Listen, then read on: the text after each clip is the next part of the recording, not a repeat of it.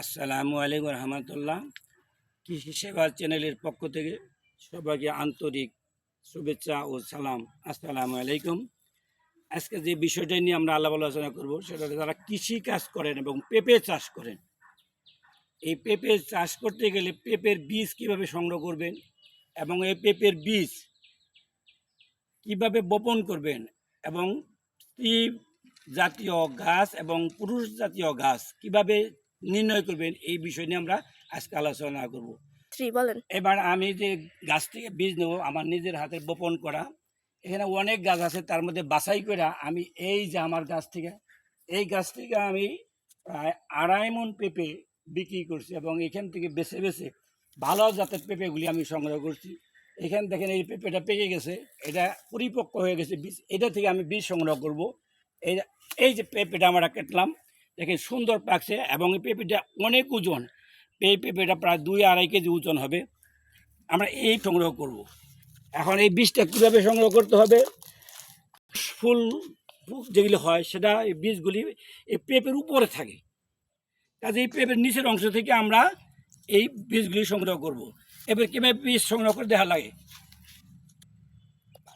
এই যে দেখেন ভালো জাতের পেঁপের ভিতরে কিন্তু অনেক বীজ হয় না, অল্প কয়েকটা বীজ হয়েছে, মাত্র 20 থেকে 30টা বীজ এখানে হয়ে গেছে।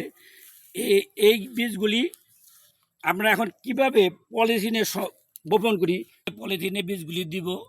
এই পলিথিনের মাটিগুলি খুব ঝুরঝুরে হতে হবে এবং শুকনো হবে, আর্দ্রতা বেশি থাকলে পচে যাবে, কাজেই মাটি সংগ্রহ ব্যাপারেও খেয়াল রাখতে হবে এবং ছোটো পলিথিনের ভিতরে অনেক মাটি কম লাগে। এখন এই পলিথিনের ভিতরে আমরা কী করবো, এই দেখেন বীজ, এই যে 4টা করে বীজ, এই 4টা করে বীজ আমরা কি করব, এই পলিথিনের ভিতরে আমরা তো বেশি গভীরে দিব না, অল্প গভীরে দিই। বীজটা যত বড় অতটুক নিচে দিয়া হালকা একটু মাটি দিয়ে আমরা কী করবো, এই বীজটা ঢেকে দেবো। ঢেকে দেওয়ার পর আমরা এই বীজটা কী করবো, 5-7 দিনের ভিতরেই জার্মিনেশন হয়ে, হ্যাঁ এই যে বীজটা আপনারা দেখেন কী সুন্দর জার্মিনেশন হয়েছে। এটা আমরা গজাইতে লাগছে 1 সপ্তাহ।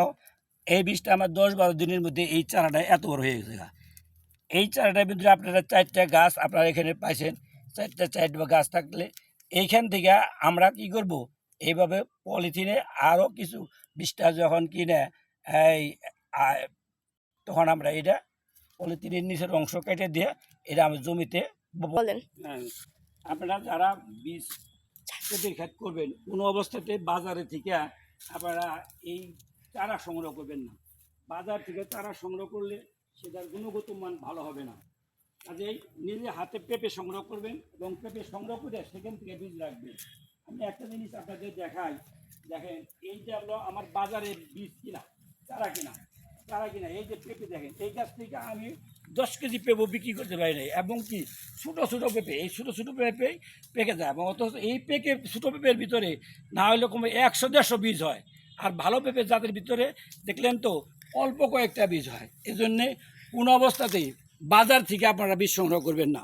এবার আমরা দেখেন কিভাবে চারা বপন করি এবং পুরুষ গাছ এবং মহিলা গাছ কীভাবে চেনা যায়।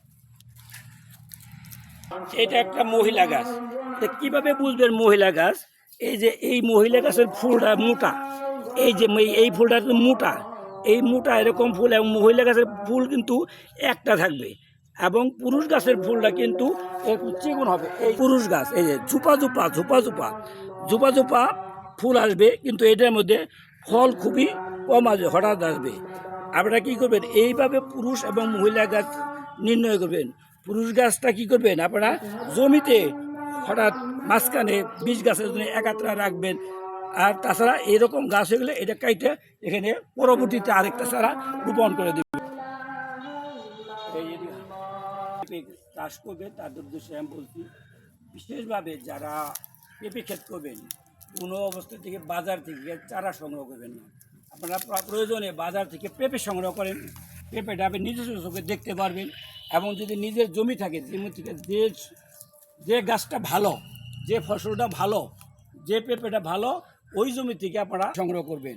এতে করে আপনি ঝুঁকি কম হবে, কারণ একটা পেঁপে গাছ লাগাইলেন ও প্রায় এক বছরে একটা ফসল, আপনার একটা যদি গাছ মারা যায় তাহলে আপনি মনে করেন 2 থেকে 3 মণ পেঁপে আপনার লস হয়ে গেল। এই জন্যে কৃষকের ভাইদের উদ্দেশ্যে বলতেছি, আপনারা যাই করেন যে কোনো বীজ, ভালো বীজ সংগ্রহ করবেন, এতে আপনারা ভালো ফলন পাবেন এবং লাভবান হবেন। সবাইকে কৃষি সেবা চ্যানেলের পক্ষ থেকে এবং আমার পক্ষ থেকে সবাইকে সালাম, আসসালামু আলাইকুম।